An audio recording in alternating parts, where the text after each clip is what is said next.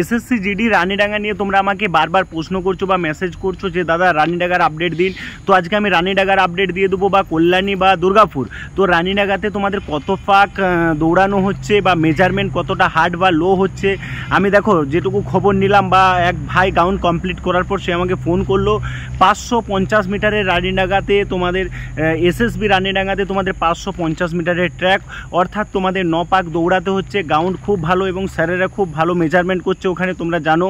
আর FID মেশিনের সাহায্যে height বা চেস্ট মাপা হচ্ছে। তো আমি তোমাদের বলেছিলাম যে দুর্গাপুর সিআরপিএফ ক্যাম্পে যেমন 3 পাক 1667 মিটারের ট্র্যাক, অর্থাৎ সেখানে কিন্তু মেজারমেন্ট একটু হার্ড হচ্ছে। বাট দুর্গাপুর বাদে তোমার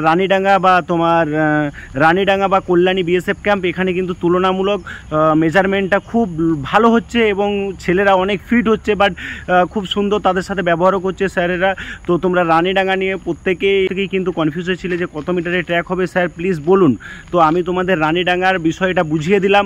রানীডাঙ্গাতে তোমাদের বলে দিচ্ছি মেজারমেন্ট খুব সুন্দর হচ্ছে, কোনো অসুবিধা নেই। তোমাদের 550 মিটারের ট্র্যাক 9 পাক দৌড়াতে হবে, বাট 9 পাক কমপ্লিট করতে পারলেই তুমি কিন্তু কোয়ালিফাই।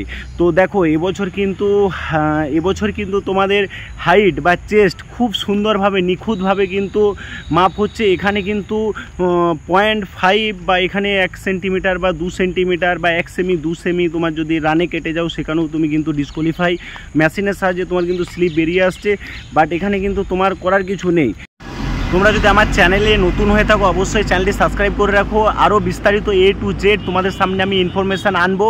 বাট আমি ইনফরমেশান এনে আরও বিস্তারিতভাবে তোমাদের চেস্টে কীরকম ছাড় দিচ্ছে বা তোমাদের মেজারমেন্ট কীরকম হচ্ছে প্রতিটা জায়গায় ভাইদের কাছ থেকে আপডেট নিয়ে, যারা গ্রাউন্ড কমপ্লিট করছে ফিট, তাদের কাছ থেকে কনফার্ম আমি আপডেট নিয়ে তোমাদের সামনে বিস্তারিত ভিডিও আনবো। তোমরা চ্যানেলের সাথে থেকো, চ্যানেলটি সাবস্ক্রাইব করে রাখো, অবশ্যই দাদার কাছ থেকে সঠিক ইনফরমেশান পাবে। So thank you.